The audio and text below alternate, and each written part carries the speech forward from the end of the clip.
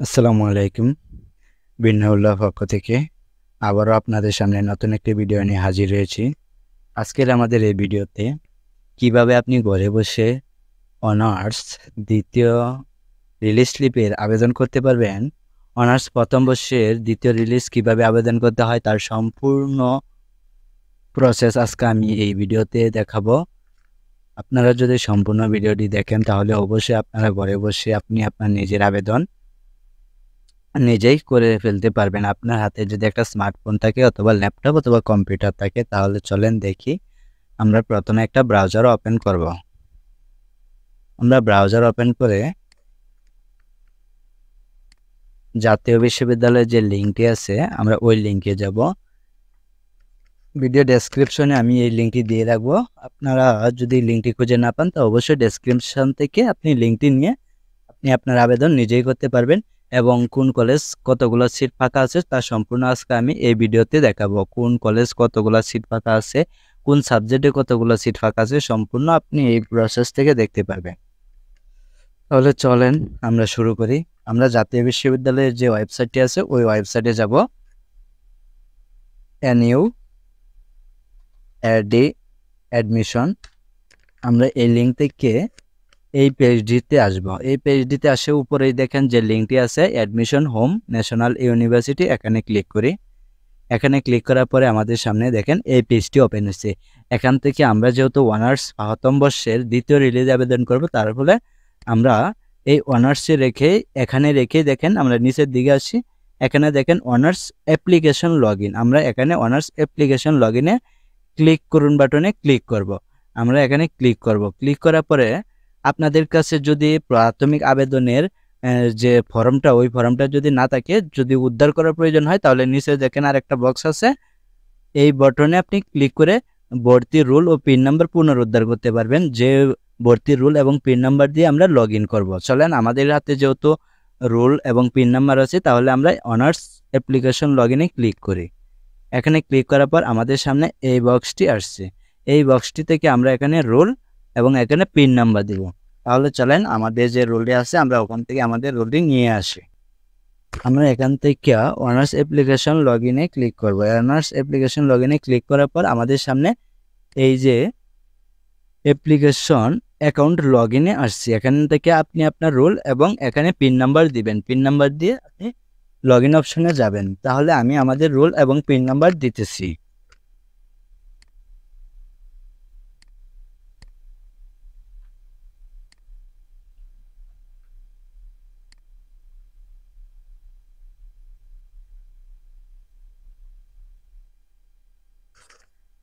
আমি রুল এবং পিন বসালাম। বসানোর পরে আমি লগইনে ক্লিক করব।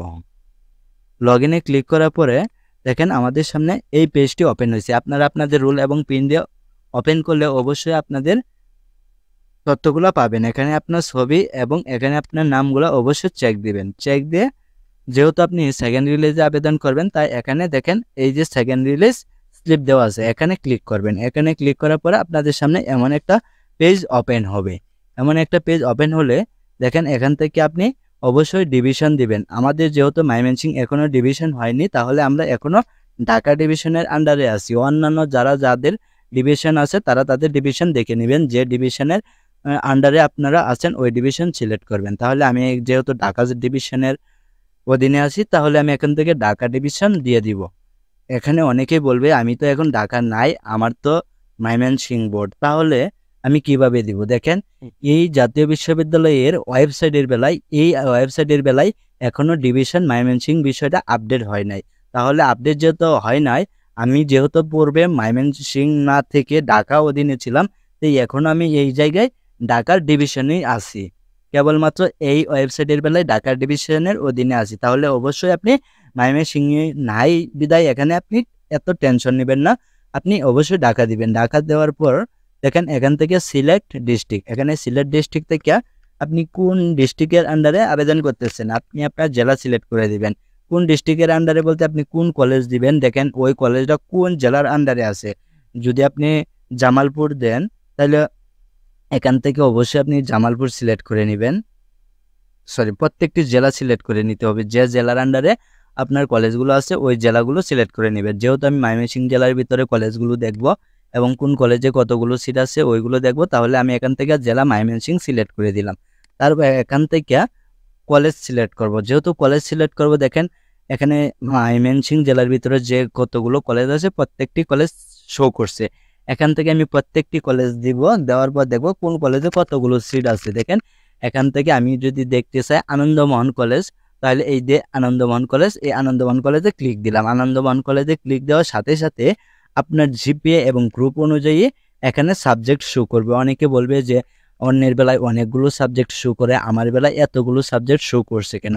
দেখেন এখানে আপনার জিপিএ অনুযায়ী এবং আপনার সাবজেক্ট একাদশ এবং দ্বাদশ শ্রেণীতে আপনার সাবজেক্ট অনুযায়ী এখানে সাবজেক্ট শো করবে।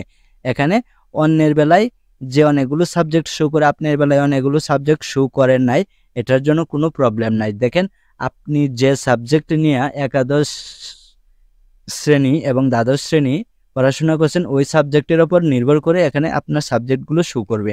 তাহলে আপনার সাবজেক্টগুলো থেকে দেখেন আপনাকে দেওয়া হয়েছে Bangla, English, accounting, finance, management এবং মার্কেটিং। যেহেতু আপনার বেলায় এই কতগুলো সাবজেক্ট শো করছে, এখান থেকে আপনাকে অবশ্যই সাবজেক্টগুলো সিলেক্ট করে দিতে হবে। দেখেন আনন্দমোহন কলেজ বাংলা 19টা, এইদিকে দেখেন 19টা সিট আছে। ইংলিশ এইদিকে দেখেন 5টা, অ্যাকাউন্টিং এইদিকে 9টা, ফিনান্স এইদিকে 8টা, ম্যানেজমেন্ট এইদিকে 4টা, মার্কেটিং আছে 2টা। ধরেন আমি অন্যান্য কলেজে এখানে যে সিটগুলো আছে এগুলো আমি মানে কম কম লাগতেছে, তাহলে আমরা অন্যান্য কলেজগুলো দেখি। দেখেন এই যে এখান থেকে মমিনুন্নেসা দেখি কয়টা আছে, মমিনুন্নেসা বাংলা এবং ইংলিশ দিছে। এইভাবে আবার অন্যান্য কলেজ দেখি, আলমগীর মনসুর মিন্টু মেমোরিয়াল কলেজ, এখান থেকে দেখেন বাংলা, ইংলিশ এবং ম্যানেজমেন্ট।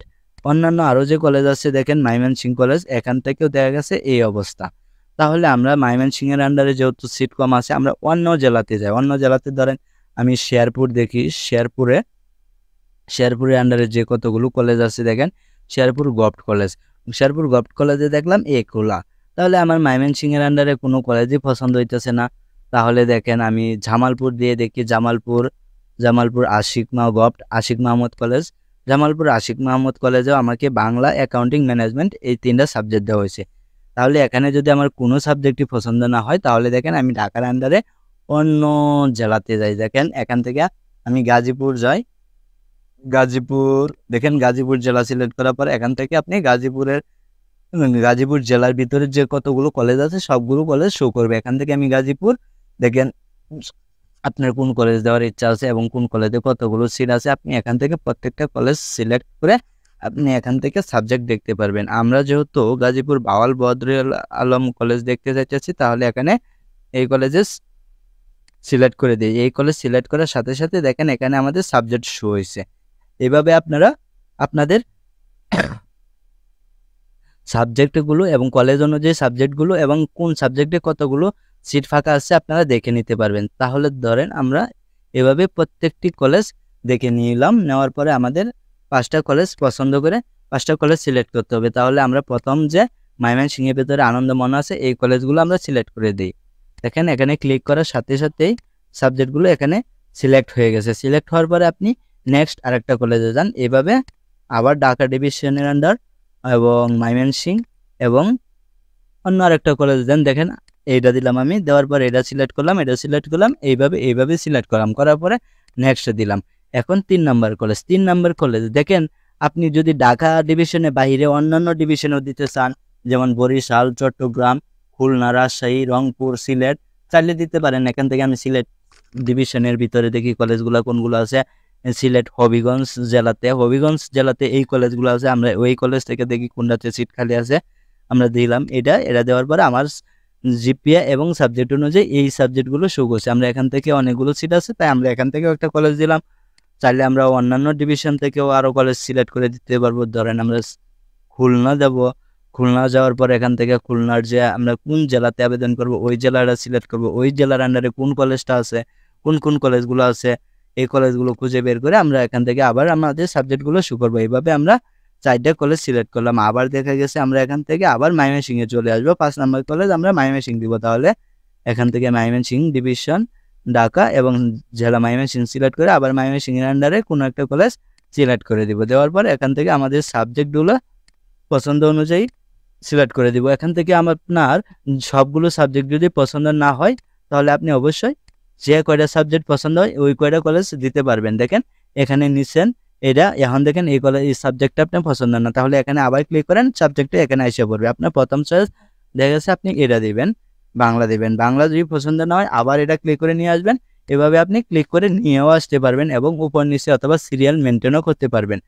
এভাবে আপনি সিলেক্ট করবেন। সিলেক্ট করার পরে দেখেন আমার 5টা কলেজ সিলেক্ট হয়ে গেছে। 5টা কলেজ সিলেক্ট হওয়ার পরে আমি প্রিভিউ অ্যাপ্লিকেশনে ক্লিক করি। প্রিভিউ অ্যাপ্লিকেশনে ক্লিক করে আমি এখান থেকে আমার নাম, পিতার নাম, মাতার নাম এবং জন্ম তারিখ দেখব ঠিক আছে কিনা। যদিও এগুলো স্বয়ংক্রিয়ভাবে দেওয়া থাকে তারপরে এক নজর দেখে নিব। দেখে নেওয়ার পর দেখেন আপনার কলেজ চয়েস 1 নম্বর কলেজ দিচ্ছেন আনন্দমোহন এবং সাবজেক্টগুলো এগুলো দিচ্ছেন। দ্বিতীয় কলেজ এবং সাবজেক্ট এগুলো, তৃতীয় কলেজ সাবজেক্ট এগুলো এবং চতুর্থ কলেজ এবং সাবজেক্ট এগুলো এবং এভাবে পঞ্চম কলেজ সাবজেক্ট এগুলো। এভাবে সব যদি ঠিক থাকে তাহলে অবশ্যই আপনি সাবমিট অ্যাপ্লিকেশনে ক্লিক করবেন। সাবমিট অ্যাপ্লিকেশনে ক্লিক করে আপনি অ্যাপ্লিকেশনটা সাবমিট করে দিবেন।